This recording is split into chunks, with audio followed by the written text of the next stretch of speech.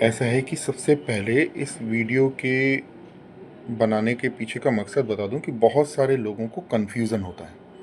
ठीक है, तो तुम दोनों आए हो पुखराज लेने के लिए। ठीक, पूजा वूजा कराई, उससे कुछ फ़ायदा मिला? मिला? तुम्हें कुछ फ़ायदा मिला? मिला? झूठ तो नहीं बोल रहे ना? पिछले वीडियो में भी तुमने कहा था, है ना? तुम बार बार आ रहे हो, वीडियो मेरे लोग देख रहे हैं, कहीं ऐसा तो नहीं कि वो ये कहें कि भाई मैं तुमको पैसे ऐसे खिला के। तभी तो आ रहे हैं भाई। चलो ठीक है। तो ये जो तुम लोग पुखराज लेने आए हो, पहले मैं कन्फ्यूज़न दूर कर दूं कि पुखराज, ये मेरे सामने इतने सारे पुखराज हैं, सारे के सारे सर्टिफिकेट के साथ हैं, कुछ हज़ार से कई हज़ार तक और लाख तक के पत्थर। ठीक है, ये सारे के सारे यहाँ रखे हैं, सब ओरिजिनल सिलोन माइन के, सब गवर्नमेंट अप्रूव लैब से बने हुए, और अलग अलग रेट, अलग अलग वजन, अलग अलग शेप, अलग अलग क्वालिटी के हैं। ठीक है, कोई छोटा है, कोई बड़ा है। और जैसे ये जो है, ये मेरा मेरा जो एक स्टोन है, ये बिल्कुल ट्रांसपेरेंट क्लियर है। ये सोने में बनवा रखा है मैंने। ठीक है, ये मेरा एक दूसरा पुखराज है जिसका वजन है लगभग 13.5 रत्ती, और ये मैंने जो है वो कांसे में बनवा रखा है, पीतल में कह लो, कांसे में कह लो, उसमें बनवा रखा है। और ये मूंगे जो हैं वो मैंने चांदी में बनवा रखे हैं। तो अभी क्या है कि मेरे से बहुत सारे लोग जो हैं मेरे यूट्यूब चैनल के ऊपर कमेंट करते हैं कि आपने गलत पहना दिया, आपने पन्ना गलत पहना दिया, और पीले पुखराज के साथ पन्ना कौन पहनाता है, दसपत के साथ पत्थर के साथ पन्ना नहीं पहना सकते हैं, और ऐसा वैसा। देखो क्या होता है, ये इतने सारे पत्थर पड़े, ये सब ये डब्बे में सारे के सारे सर्टिफिकेट हैं, पुखराज है, मूंगा है, माणिक है, सब ओरिजिनल स्टोन सारे के सारे। नकली में मैं डील ही नहीं करता। इसके अलावा कई पुड़िया में भी रखे हुए। अच्छा, होता क्या है कि अभी मैंने तुमसे एक बात कही कि मैं नहीं बता सकता कि आपने कौन सा पत्थर लेना है। मैं आपको सजेस्ट कर सकता हूँ, मैं 7,000 रुपये कम से कम में आपको एक छोटा सा पुखराज चांदी की अंगूठी में बनवा कर दे सकता हूँ, विथ सर्टिफिकेट। ओरिजिनल होगा, छोटा होगा, असली होगा, देखने में सुंदर नहीं होगा। और आप मेरे से 7 लाख में मांगेंगे और 70 लाख में मांगेंगे तो भी मैं प्रोवाइड करा दूंगा, क्योंकि रत्न इतने महंगे होते हैं। मेटल की बात यहाँ पर ऐसे आती है कि जरूरी नहीं है कि आप सोने में पत्थर बनवाएं। जो ये वीडियो देख रहे हैं वो सुने और समझें, जरूरी नहीं होता है कि रत्न को सोने में बनवाया ही जाए, कंपल्शन हो, ऐसा नहीं है। अगर आपका पत्थर बहुत अच्छा है और आप केपेबल हैं कि सोने में बनवाने पे आपकी आर्थिक स्थिति को कोई दिक्कत नहीं हो रही है, तो आप सोने में जरूर बनवाएं। अदरवाइज आप उसे चांदी में, तांबे में, कांसे में, अष्टधातु में, किसी भी दूसरे मेटल में बनवा सकते हैं। ठीक है, जिसके पास पैसा नहीं है वो सोने में कैसे खरीदेगा? 75,000 की रेट का आज के डेट का सोना हो गया। तो जरूरी क्या होता है? जरूरी ये होता है कि रत्न असली हो। जैसे कि मेरा पुखराज है, बिल्कुल ट्रांसपेरेंट है। ठीक है, और अगर इसे जो इसका मैंने पहले वीडियो डाला था, अगर उसे आप देखते हैं तो ये कांच का टुकड़ा लगता है। अब ये प्रूवन कैसे होगा? इसका सर्टिफिकेट होता है।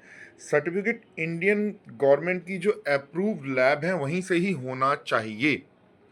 अगर आप वहां से सर्टिफिकेट नहीं लेते हैं किसी भी ऐसी जगह पर कि जो कि जिसके पास नॉलेज नहीं है, और जो आपको उसकी प्रॉपर्टीज प्रॉपर मशीन से चेक किए बिना 50 रुपये लेकर सर्टिफिकेट बना कर दे रहा है, वो स्टोन कभी असली नहीं होगा और बाई बैक नहीं होगा।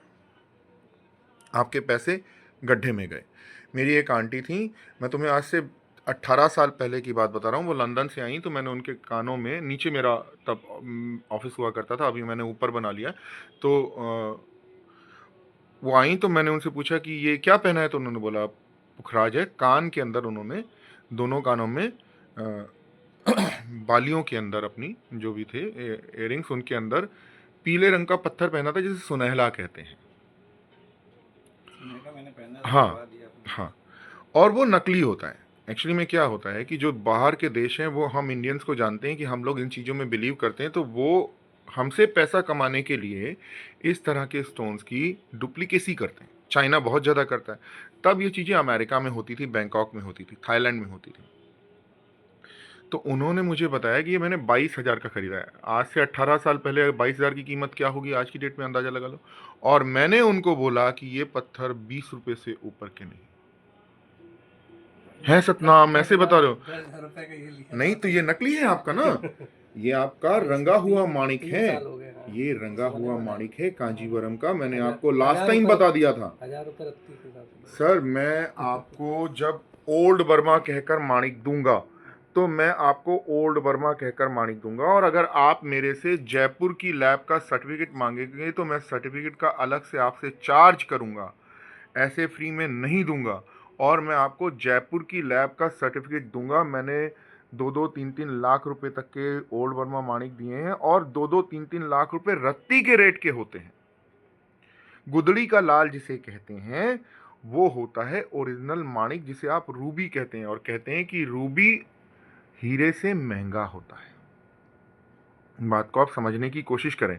जिन लोगों के पास अच्छे नग नगीने होते हैं उनकी तिजोरी जो होती है वो कई हजार और कई लाख रुपए की होती है, और वो ऐसे वैसे इंसान को तो नग दिखाते ही नहीं है। जैसे कि अगर कभी आप रॉयल्स रॉयल्स खरीदने के बारे में सोचें तो आप केवल पैसा लेकर चले जाएं और कंपनी आपको रॉयल्स रॉयल्स दे दे, ऐसा नहीं है। आप चेक कर लीजिएगा। पहले वो आपकी प्रोफाइल चेक करेगी कि हु यू आर। ऐसे ही रत्न वाले होते हैं, वो सामने वाले इंसान को देखते हैं, समझते हैं कि वो कौन है, क्या आया है, परख है कि नहीं है, पैसा दे पाएगा नहीं दे पाएगा। तब वो अपनी सालों पुरानी पुश्तों दर पुश्त जो होती है, ये नग मैंने आज के नहीं खरीदे, मुझे 29 साल हो गए ये काम करते हुए, और जैसे मिलते गए मैं खरीदता गया, क्योंकि मैं केवल एस्ट्रोलॉजर नहीं हूँ, जेमोलॉजिस्ट भी हूँ। मुझे एक रत्न के लिए दूसरे लोगों की तरह डिपेंड नहीं होना पड़ता नगीने वाले के, है ना। तो आपको नहीं दिखाएगा वो, उसकी सालों की संपत्ति है और उसने संभाल के रखा होगा, और उस वक्त उस पत्थर का क्या रेट होगा और आज का क्या रेट है, देन वो शोरूम की अपनी कॉस्ट निकालेंगे। आपको इतनी आसानी से ना कोई दिखाएगा और ना ही कोई रत्न आपको मिलेगा। समझने की कोशिश करो, ठीक है। तो जो वीडियो देख रहे हैं वो ये जान लें कि जरूरी नहीं होता कभी भी किसी भी रूप में किसी भी कीमत पर कि आपको मेटल इंपॉर्टेंट है। हाँ, जरूर सोने में पहनना चाहिए। सोने में पहनने वाले रत्न कौन कौन से हैं बता दे रहा हूं। पीला पुखराज, मूंगा, माणिक, हीरा, पन्ना, सफेद पुखराज। नीलम नहीं पहनना चाहिए सोने में। नीलम की धातु जो है वो लोहा है, लोहे में अंगूठी बन नहीं पाती, तो चांदी में पहनना अच्छा होता है, पर लोग पहनते हैं, ठीक है। सोने को देवधातु मानी गई है। देवधातु मानने के पीछे एक रीजन है, वो ये है कि सोना आग में तपने पर निखरता है। तो कहते हैं कि दुनिया की किसी भी तरह की व्याधि जो होती है, इंसान झूठा हो तो उसे अगर मारो पीटो, लाल करो, गरम करो, तो उसकी सच्चाई निकल आएगी।